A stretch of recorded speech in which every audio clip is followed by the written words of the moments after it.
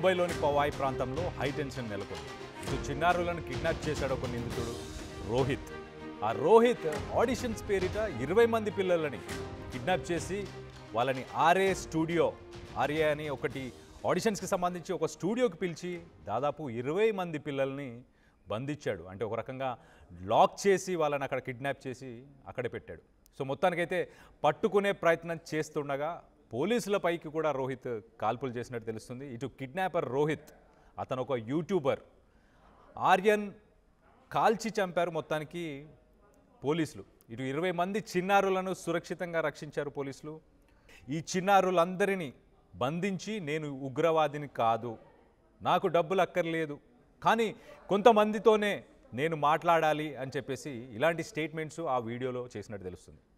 వారి నుంచి నాకు సమాధానాలు కావాలి అని. ఏదో హాలీవుడ్ సినిమా తలపిస్తుంది కదా, హాలీవుడ్ సినిమాలో సైకోపాతులు లేకపోతే ఆ సినిమాలో విలన్స్ ఎవరైతే ఉంటారో ఆ విలన్స్ ఇలాంటి పనులు చేస్తారు.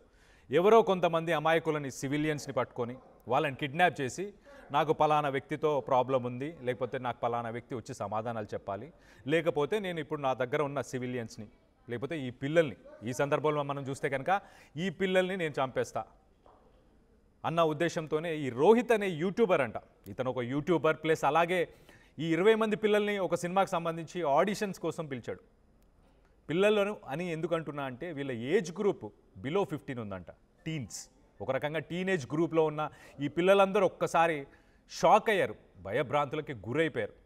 ఎందుకు సడన్గా ఆడిషన్స్కి పిలిచి 100 మందిని పిలిచి 80 మందిని పంపించి 20 మందిని ఆపేసి డోర్స్ అన్నీ లాక్ చేసేసి నాకు కొంతమంది సమాధానాలు చెప్తే చాలు, నాకు డబ్బుల్లో అవసరం లేదు, డబ్బులతో పని లేదు. ఆ పిల్లలు, ఆ బిల్డింగ్ కనిపిస్తుంది కదా, ఆ బిల్డింగ్లోంచే ఆ పిల్లలు ఏడుస్తూ కేకలు వేశారు. వాళ్ళ ఆ ఆర్తనాదాలు, వాళ్ళ కేకలు విని చుట్టుపక్కల ప్రజలు స్పందించారు, పోలీసులకి ఇన్ఫర్మేషన్ ఇచ్చారు. సో సైకోపాతులు కొంతమంది ఇలా తయారవుతున్నారు ఈ మధ్యకాలంలో. అమెరికా లేకపోతే లండన్ ఇలాంటి దేశాల్లో మానసికంగా ఎంతో కొంత వేదనతో ఉండి డిప్రెషన్లోకి వెళ్ళి లేకపోతే మానసిక రోగి అనాలా ఏంటి.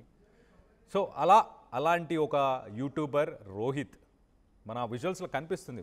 ఆ గ్లాస్ లోపల అటు సైడుగా పిల్లలు ఉన్నారు, వాళ్ళందరూ బయట ఉన్న వాళ్ళని రక్షించమని, కాపాడమని అడుగుతున్నారు, వేడుకుంటున్నారు.